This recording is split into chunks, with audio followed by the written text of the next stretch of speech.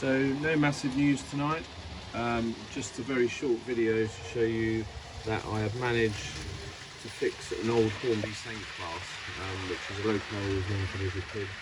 I wanted it from about the age of 8 when I first saw it in a Hornby catalogue, and I picked this one up, which is a complete non-runner.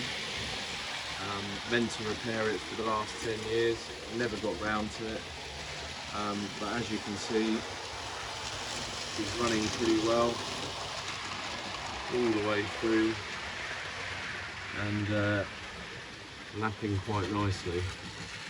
So loco repairs are never my major thing, however having a bit of a go on something like this, which isn't particularly expensive to be honest, but gives you a bit of satisfaction to get something that wasn't working up and running again. I'm quite pleased with it, to be honest.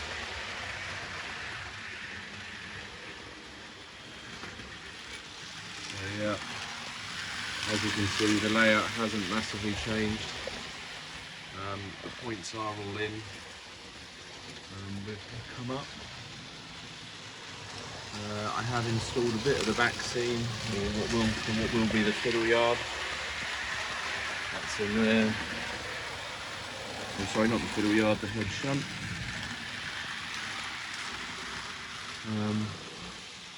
The turntable over there, as you can see, is in for repair. I'm sorting that out. That's on the workbench, so hopefully it'll be back in the next week or so. And overall, everything is running a-okay.